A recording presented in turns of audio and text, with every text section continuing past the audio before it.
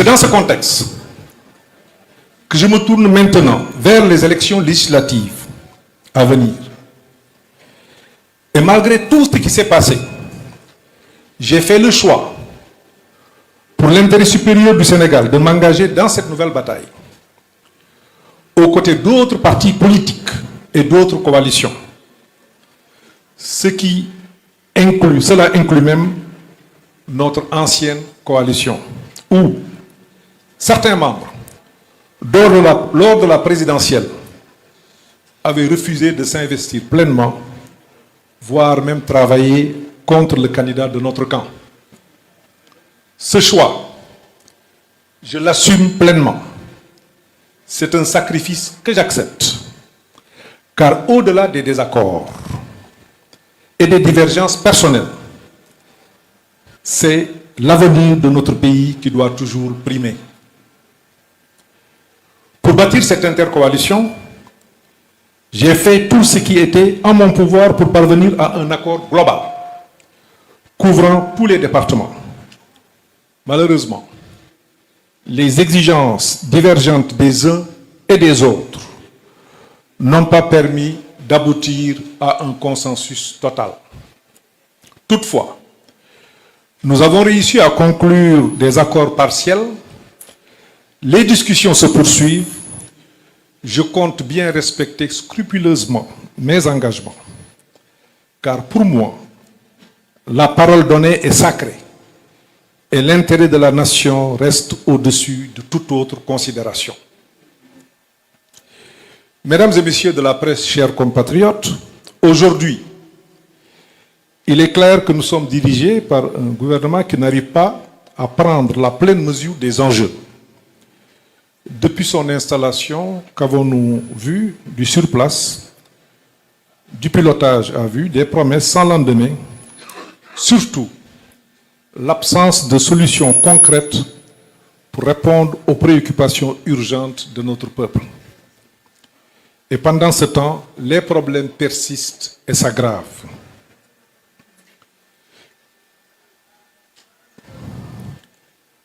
Au lieu de s'attaquer aux vrais défis, aujourd'hui, la menace, l'intimidation et la division sont érigées en principe.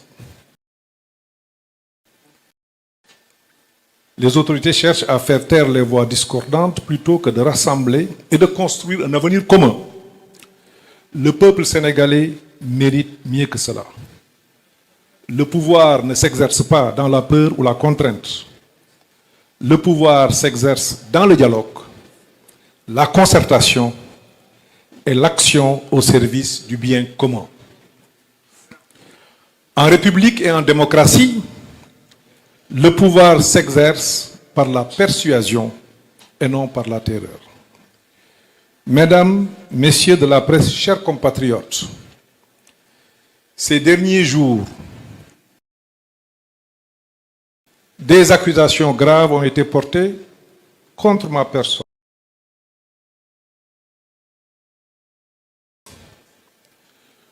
Je ne suis pas ici pour m'engager dans des polémiques, ni répondre par l'invective.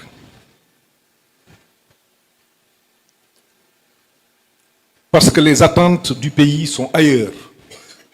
Je dois néanmoins rétablir la vérité, avec sincérité et sérénité, et rappeler les faits, rien que les faits. Tout au long de ma carrière, j'ai toujours servi le Sénégal avec rigueur, transparence et intégrité. Aucun acte, aucune écriture ne peut m'être imputé dans quelque gestion frauduleuse ou malversation que ce soit.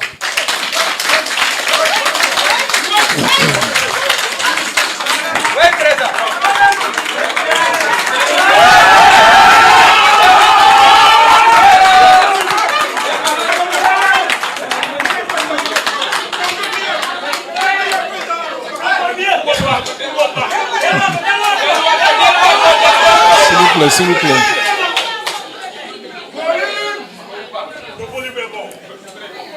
Je dis bien, aucun acte, aucune écriture ne peut m'être imputée. dans quelque gestion frauduleuse ou malversation que ce soit. Et je le dis avec foi, fermeté et solennité. Je n'ai jamais été épinglé dans aucun rapport d'audit. S'il vous plaît, s'il vous plaît, s'il vous plaît, s'il vous plaît. J'ai servi mon pays dans le respect strict des règles de bonne gouvernance. Et je rends grâce à Dieu pour cela. Aujourd'hui, certains m'accusent sans apporter la moindre preuve concrète. Il est facile d'accuser sans fondement, mais la vérité demeure. Je n'ai jamais falsifié les statistiques budgétaires. Et je nourris un doute profond sur la véracité de ces allégations. Il m'a été reproché des faits prétendument couverts par un rapport d'audit sur la période 2019-2023. Je tiens à rappeler une évidence. De 2019 à 2023, je n'étais plus ministre de l'économie et des finances. Mon passage au ministère des Finances s'est terminé le 6 avril 2019. Alors, qu'on m'explique comment pourrais-je être tenu pour responsable des faits qui se sont produits à une époque où je n'étais pas aux commandes du ministère des Finances?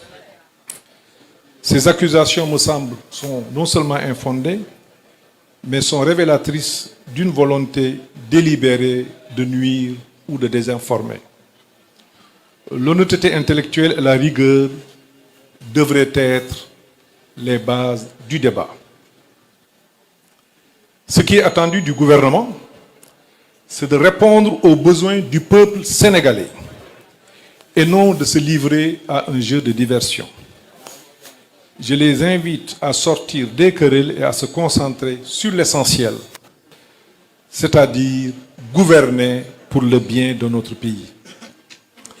Mesdames et messieurs, chers compatriotes, je tiens aussi à préciser clairement, depuis mon entrée dans le gouvernement en septembre 2013, aucun terrain ne m'a été attribué, aucun immeuble, aucun appartement, aucune villa de l'État ne m'a été cédée ou octroyée sous quelque forme que ce soit.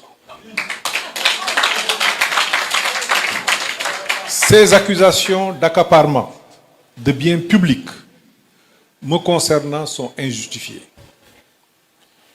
et relèvent de la pure calomnie et du dénigrement. Je n'ai jamais détourné les biens de l'État, ni failli à ma mission de service public. Dans la position où j'étais et dans l'organisation qu'il y avait au niveau de ce ministère, ce n'était même pas possible.